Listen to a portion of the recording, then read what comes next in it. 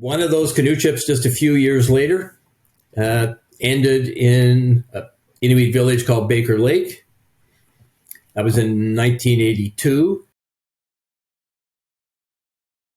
The stuff that he taught me is beyond a PhD. I would not have been able to spend the rest of my life surviving on the tundra and traveling the way I did had it not been for the lessons that he taught me. Our front window looked out over the Northwest Passage, and the back windows looked out across the tundra, where very often we could see muskox grazing. I'm David Pelly. I'm Mike Newson. Dave's story tonight on 70 Minutes.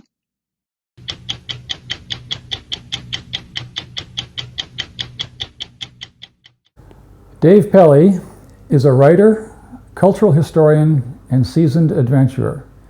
He first visited Canada's Arctic in 1977 on a canoe trip. Since then, he has spent more than 40 years in the North, traveling, living, and working with the Inuit. Dave has written 10 books on the North, completed research and writing contracts for numerous agencies such as Parks Canada, the National Gallery, and the Inuit Heritage Trust, and written hundreds of articles for Canadian Geographic and other magazines in several countries. In 2015, Dave was named one of Canada's top 100 explorers by Canadian Geographic magazine. What follows are Dave's stories of the Arctic, a window into the world of the people he came to know and admire so well.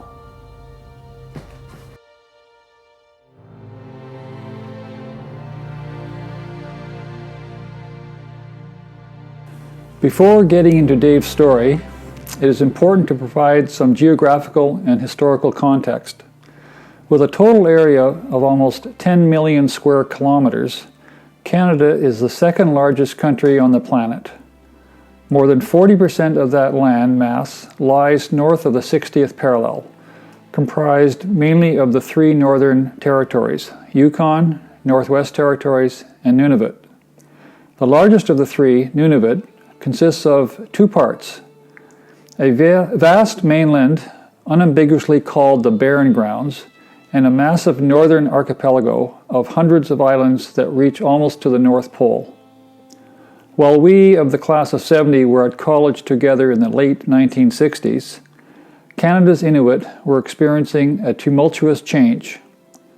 Prior to that decade, the Inuit primarily lived on land and were sustained by the land, hunting, fishing, and gathering in their traditional ways. It was during the 1960s that Inuit moved off the land into settlements to live in houses, and they began to use snowmobiles for hunting, on both the mainland and the islands, with one exception. The few small population centers are all coastal. That one exception is Baker Lake, a small Inuit hamlet on the shore of Baker Lake located beside the mouth of the Thelon River.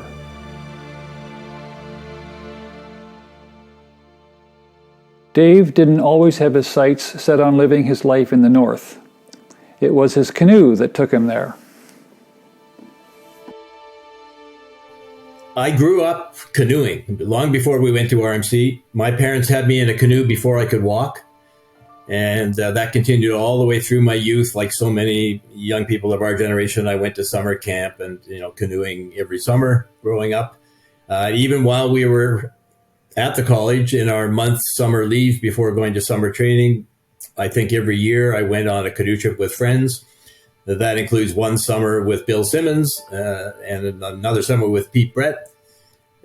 So it continued all the way through my time with the military. And so after I left the Reg Force in 76, it was sort of natural for me to want to get back to it in a big way. And having done most of my canoeing in Ontario, it was a sort of natural progression for me to think of going to the Arctic. It was very early days for recreational canoeing in the Arctic in the 70s, but it seemed like the big adventure that I wanted to undertake at that point. And so in 1977, we flew up to Yellowknife and then on a float plane in, and we paddled down the back river which is one of the biggest and wildest rivers in the Barren Lands, actually. And the interesting thing is that I caught the bug. I wanted to go back. The other three never had any interest in seeing the Arctic again. And here we are 50 years later, and none of them have been back. So that changed the direction of my life, no question about it. One of those canoe trips just a few years later ended in an Inuit village called Baker Lake. That was in 1982. That was a 7.5-week canoe trip on the Kazan River. It was a spectacular trip. I mean, we just felt like we were living on the land. I was exposed to Inuit culture during that trip by dint of the archaeology along that river. It's one of the richest river corridors in Canada when it comes to the remnant of Inuit living there. And then I pulled into Baker Lake, which is a wonderful Inuit community, the only inland community in Canada's north. People who largely, historically speaking, depended on the caribou for their livelihood.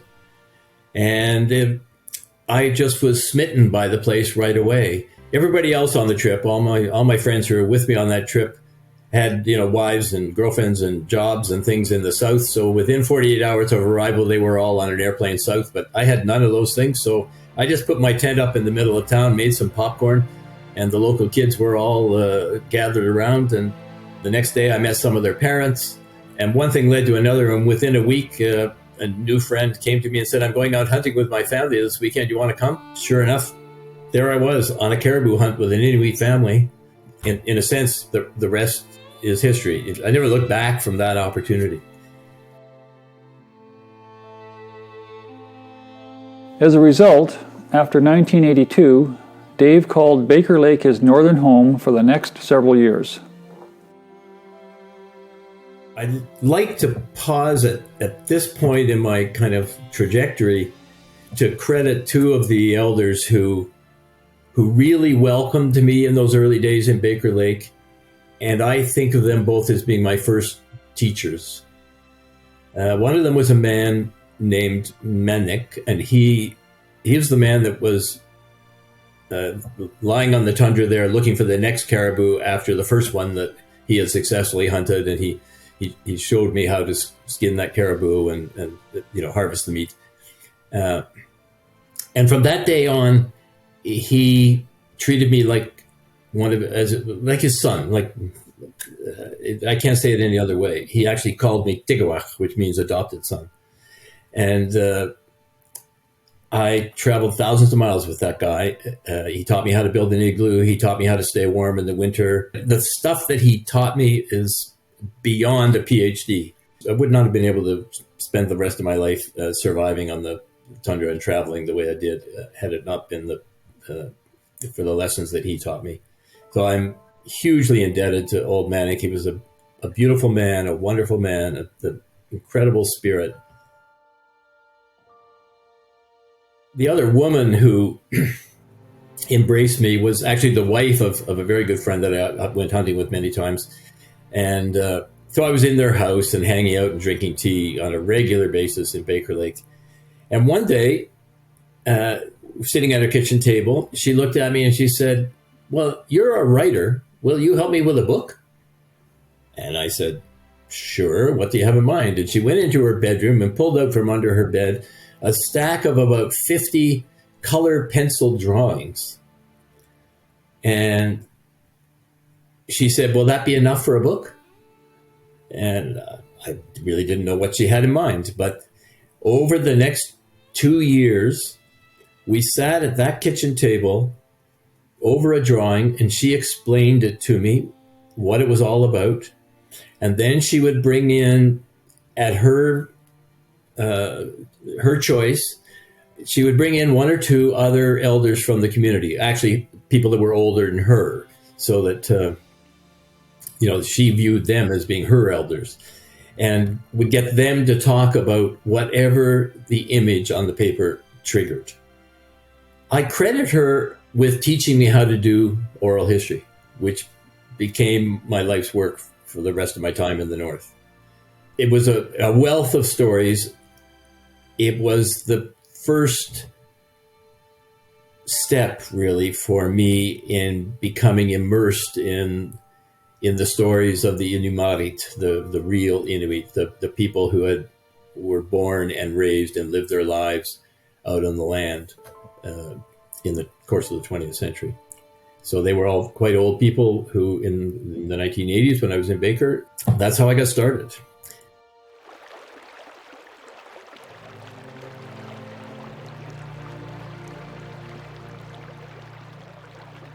Through his writing during the 80s, Dave became well known, especially in canoe tripping circles, for his northern travels. In 1985, that led to his being asked on behalf of Prince Charles to organize an expedition in Canada's Arctic for youth from around the world. So during those years in Baker Lake, it was really my grad school and my immersion in Inuit culture, and I became more and more comfortable with that role. And then in 1985, I was asked by an organization in London that was initiated by Prince Charles if I would organize on a pro bono basis an expedition for a group of international youth to come to Canada and do something in the Arctic. The message I got from Prince Charles was, could you organize an expedition in Canada somewhere? And I got back to him and said, the only thing I know anything about is the Arctic. And, and he said, that would be perfect. So it's pretty hard to say no when you get that sort of a request. And I had the privilege, really, and the pleasure of working with him and the organization for the next 3 years, planning that expedition, which took place in the summer of 1988 on the Kazan River. And ultimately, there was a book produced, and Prince Charles provided the foreword for our book. So I returned to the Kazan on that occasion. I did several other small routes around Baker Lake, and for the first time, I paddled on the Thelon River, which actually flows into Baker Lake right beside the village. And the Thelon from that point on became really the center of my life for the next 10 years or so. For the next several years, the Thelon River area was central to Dave's life, starting while he lived beside the river mouth at Baker Lake. The Thelon Sanctuary is the largest and oldest parcel of protected wilderness anywhere in North America, possibly in the world. In the 1980s, the Government of Canada proposed to open the protected area to mineral exploration. Together with some colleagues who led the fight to maintain the protected status, Dave's principal contribution was writing a book called Thelon, A River Sanctuary, which became a bestseller and has continued selling steadily to this day. It celebrates the history of perhaps the most storied river in Canada, and the pristine river valley where it flows. And speaking of stories about the Thelon, Dave has one. It was on the Thelon River where he met his wife, Lori. I flew into the Thelon in order to interact with a group of Americans who were spending 10 days paddling on the Thelon with a Sierra Club organized trip. And I had been asked by an American magazine to do a story about this Thelon area because that was during the Mulrooney years, and there was some movement in the Canadian government to open the Thelon Sanctuary, which was the oldest piece of protected wilderness in Canada. And they were considering opening it for mineral exploration. It had hitherto been completely untouched. And so a whole bunch of us rallied around to try and prevent that from happening. And this American magazine got wind of it and wanted to have a feature story about the wilderness and the reaction to people to this wilderness.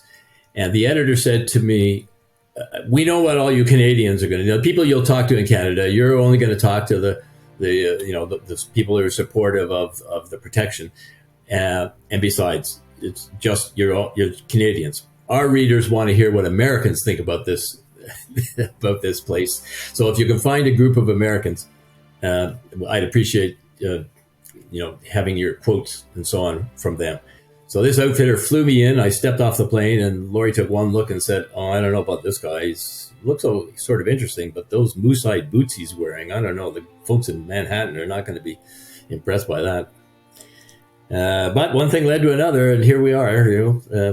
35 years later, it's been a good ride, and we rather like the fact that we met on the banks of the Theolon River, and we've been back there many, many times. Since it's sort of our special place. We were there most recently last summer. In a few short years, Laurie and Dave were married and moving even further north to Cambridge Bay in the Arctic archipelago, a long way for Laurie from her condo in Manhattan and the practice of law on Wall Street. What happened is Laurie was practicing law for a big firm on Wall Street in Manhattan at the time, and the decision was made that Pelly is not going to move to Manhattan, so the only way this is going to work is for her to move to Canada. And she was quite excited by that prospect. She'd made the move, got her legal qualifications recognized in Canada through rather a lengthy process. And within a couple of years, she was all ready to go here as a practicing lawyer. And she got a job with the recently settled land claim of Nunavut to assist with the implementation. And we found ourselves moving to Cambridge Bay in the Arctic archipelago. So in a space of a very short time, Laurie went from working in an office on Wall Street to working in an office, so to speak, in Cambridge Bay, just a few miles south of the North Pole. It was quite a transition. And we spent the next 6 years living in Cambridge Bay and enjoying it thoroughly. One kind of funny story is that outside Cambridge Bay, there's a couple of big hills, and one of them's called Mount Pelly. And actually, I had been there with Ted Lee a few years before. There's a funny little connection. We traveled. Ted and I went across the Arctic together with the general that he was working for at the time, visiting the Dew Line sites. And one of those is in Cambridge Bay, and while we were there, we hopped on a couple of snowmobiles and drove out to Mount Pelly just to say we'd been there. But the next hill beside Mount Pelly is just slightly smaller, and that is locally called Mount Lady Pelly. So very quickly, everybody in town was, in a teasing and loving kind of way, was calling Laurie Lady Pelly. And for the time we lived there, she was known as Lady Pelly. Well, back to Mount Pelly and Mount Lady Pelly for a second. By a little bit of research, I've uncovered there are over a dozen references to Pelly in the north. Have you become that famous, or is there some ancient ancestor? Yeah, no, it's nothing to do with me, Mike, except that I've been to some of them, and I'm probably the first Pelly to do that. But no, those Pelly landmarks were named after my great-great-great-grandfather, who was governor of the Hudson Bay Company during the first half of the 19th century, which was a period, as probably many people know, a period of really heightened exploration by both the British Navy and British land explorers traveling overland to the Arctic. And the way those explorers worked at the time is they sprinkled the names of their sponsors all over the map. They were busy putting labels on what they viewed as being unnamed, untouched wilderness. Of course, the Inuit already had names for all of these places, and we are now seeing the Inuit place names replacing the likes of Pelly Bay, which is now Kugaruk, and the Boothia Peninsula has a new name that was named after the Booth Gin Company, and on I could go. And so, as Dave said, Cambridge Bay, on the Nunavut portion of Victoria Island, became home for Dave and Laurie for the next 6 years. They were very good years for us. We lived close to the land with all the opportunity that one could wish for, really, to spend time on the land, traveling by snowmobile and ATV and canoe, of course, hiking, fishing, hunting. We always had fresh caribou and muskox meat in our freezer. We were out on the land almost every weekend, all year long. And for long periods, of course, every summer. We had a number of Inuit friends in Cambridge Bay to do some of this with. We really felt part of the community there. We had a very nice house in town provided by Laurie's employer, the Inuit organization responsible for the implementation of the Nunavut land claim. Our front window looked out over the Northwest Passage, and the back windows looked out across the tundra, where very often we could see muskox grazing. One day during the years in Cambridge, our life changed dramatically. A little boy was brought to us on a Friday night, as had happened with other children several times before. We served as an emergency shelter at the request of social services. But this particular boy, Eric in English, Ialik in Inuktitut, at 2.5, he immediately stole our hearts, starting that very first night. And he clearly wanted to stay with us. Over the next 2 years, he spent a lot of time with us. He joined us on our regular trips out on the land, and he just loved being part of it. And then one day, his birth mother suggested to Laurie that we should keep Eric. It would be best for him, she said. So at age 5, he became our adopted son. By the time he was 12, he'd paddled on 7 different Barren Lands rivers. And he grew up to be a fine young man. Sadly, Eric died at age 19 and a half. He died at home in his bed asleep of cardiac arrhythmia. We can't even imagine how devastating this was for Dave and Laurie. To honor the memory of their son Ialik and to help other Inuit children in Nunavut, Dave and Laurie established a small foundation. It is supported entirely by private donations. The Ialik Fund sends Inuit youth on canoe trips, hiking treks in the Rockies, and sailing voyages on tall ships in eastern Canada. All this with a view to building self-confidence and expanding their horizons, something we RMC grads can certainly understand. Over the past 8 years, Ialik has provided such experiences to 160 youth, with another 40 slated for trips this coming summer. There are already several classmates supporting Dave's efforts to make a difference in these young Inuit lives. Perhaps more of you can join us. As Laurie says, we are changing the future, one youth at a time. We are creating a separate 15-minute YouTube video about the Ialik Fund, and production is nearly complete. It will be on our Class of 70 channel shortly, and I will send out the link to you all soon. I urge you to take a look. It is inspiring. While in Cambridge Bay, Dave continued his work with the Inuit. My work with Inuit elders really shifted into high gear. I was now very comfortable operating in this Inuit and Inuktitut environment. I knew how to effectively collect oral history and traditional knowledge. My work was, fairly widely known across the territory, so people were happy when I came to their homes to collect their stories. There was no longer any issue of questioning trust. They knew who I was. They knew what I was doing. People everywhere referred to me as, "You're the guy who collects the old stories." So I really shifted into high gear.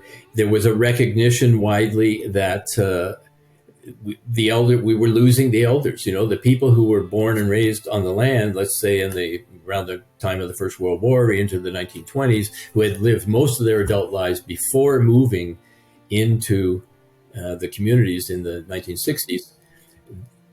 by the 80s, and then even more so by the 90s, we had lost a lot of them. Those that remained were the last of the real Inuit, the real knowledge keepers for the traditional knowledge of Inuit.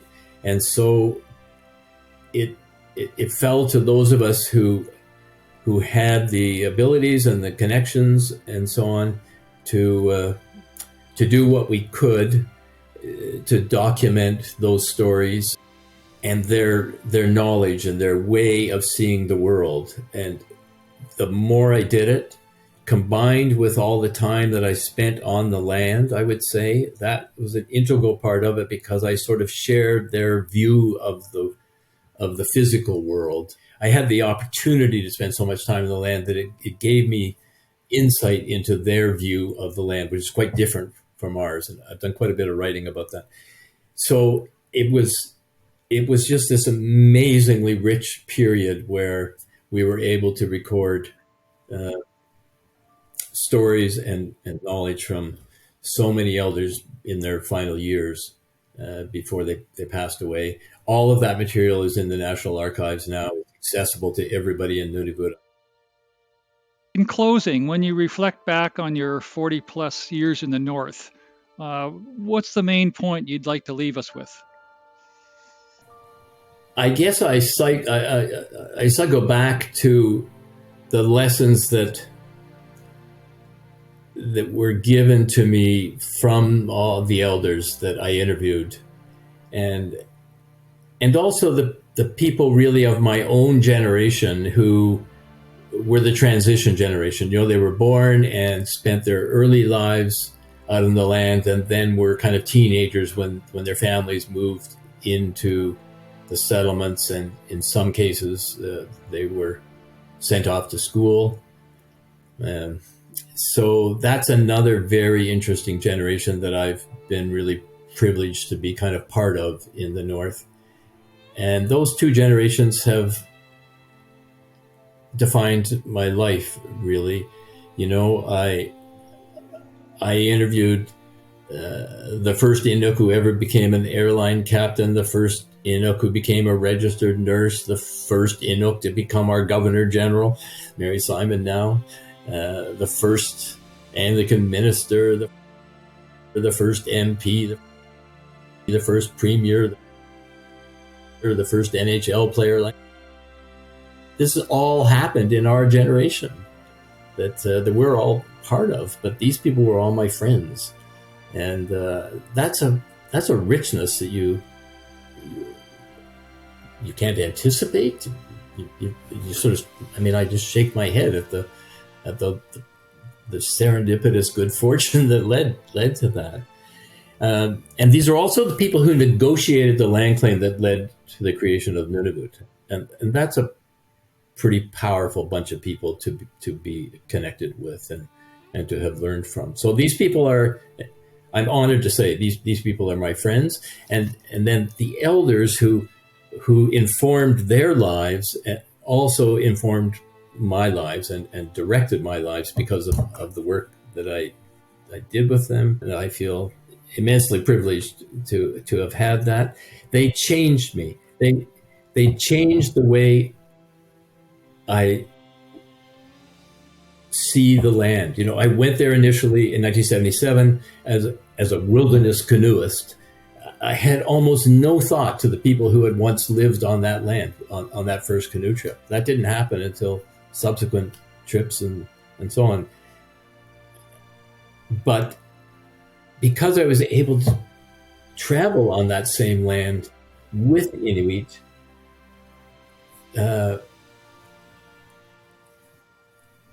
I gained the richness of their way of seeing the land, which of course had a huge impact on the rest of my canoeing experience, because I was always very aware of the fact that this was the land of people. This is a land where people previously lived.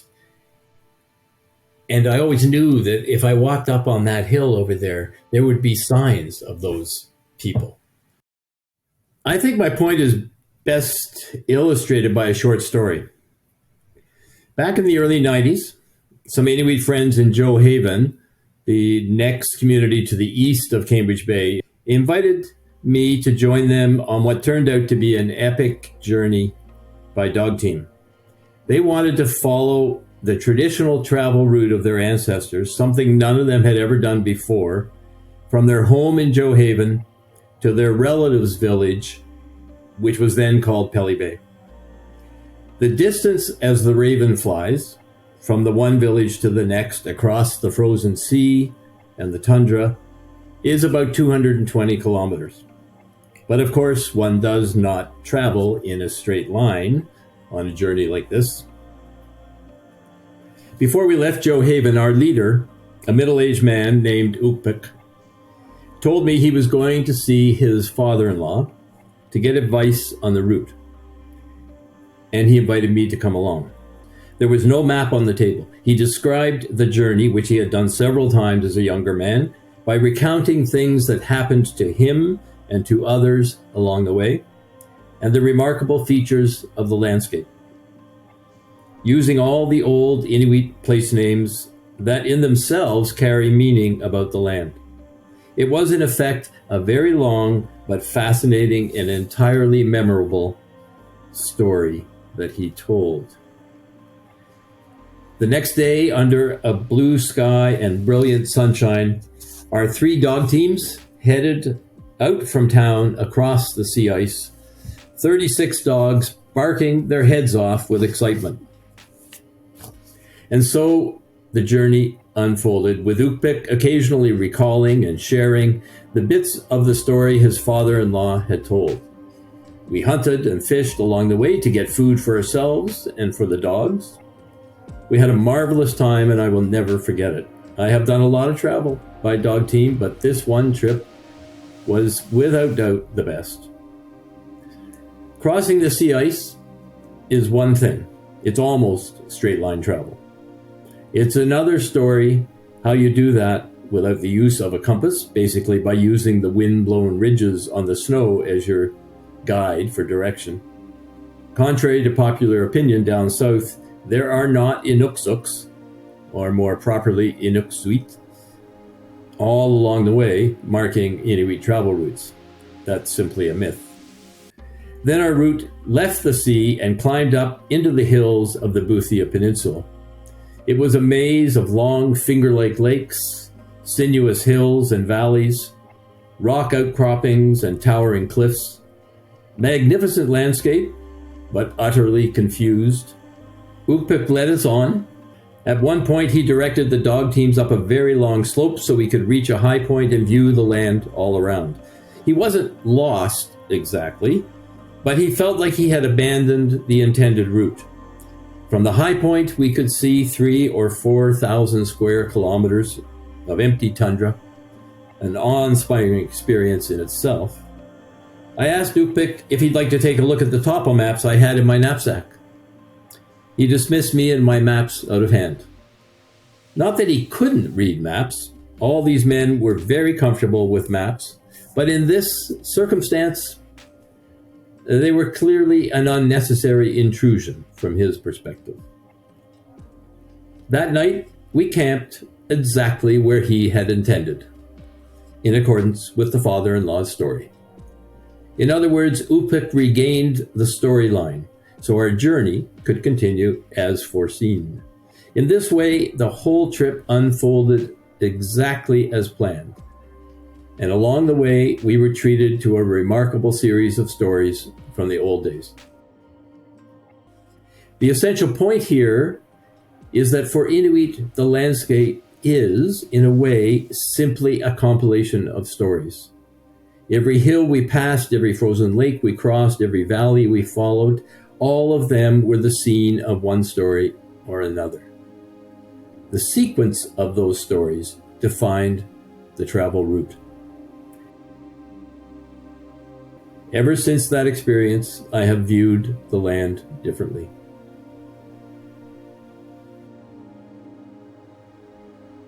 You'll never see me today referring to the land that I travel through as wilderness. It's a peopled land. It's a land of the people. They are connected to that land in profound ways. The Arctic is a landscape of stories.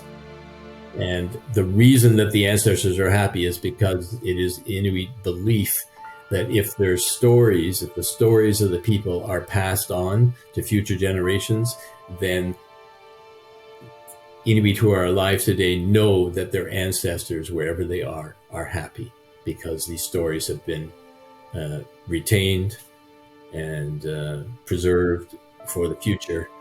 And, it's been my privilege really to do that in collaboration with Inuit.